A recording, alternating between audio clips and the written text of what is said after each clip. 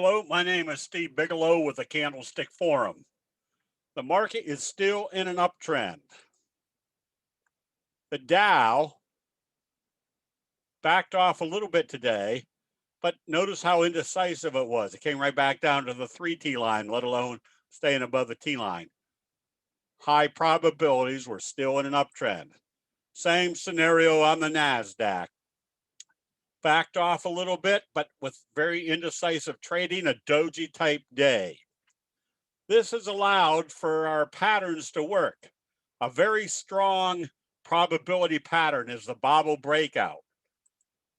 Bobble breakout is merely they come up through a resistance level, they pull back, and notice how the T line is so effective for identifying that they're not selling this off. They just came back and used the T line as support. When they come back up through this area, that basically tells you the investor sentiment is still very strong.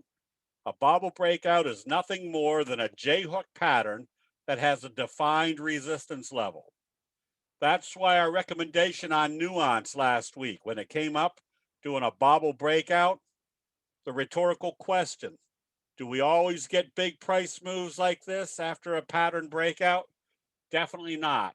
But the probabilities of being in one of these big breakout moves is extremely stronger using candlestick signals and patterns.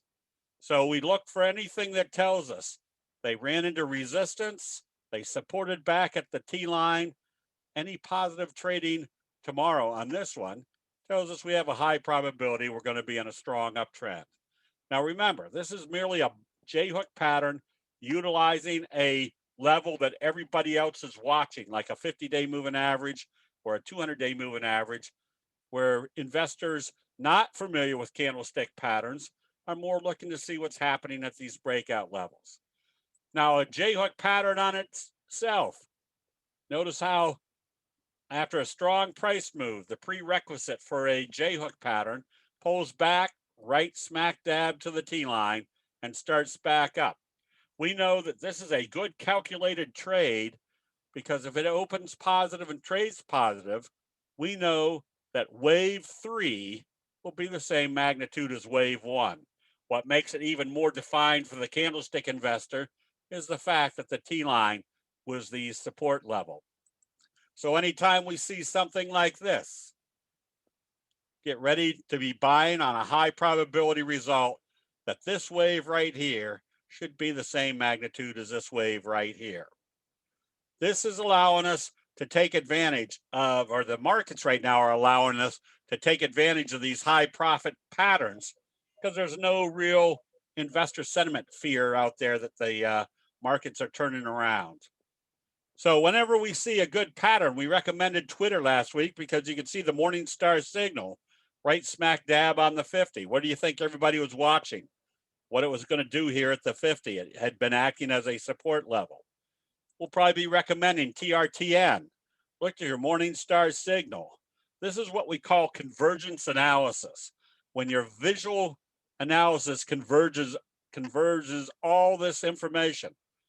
A resistance breakout, kind of a trend or a wedge breakout. A Morningstar signal, smack dab off the 50, up through the T line. If this opens positive tomorrow, extremely high probability you're going to be in an uptrend. So as long as the markets are still above the T line, you can expect some consolidation. But during these consolidation stages, simple candlestick scans will find the strongest trades that are working during these kind of sideways markets. That'll be it. We'll see you in the chat rooms.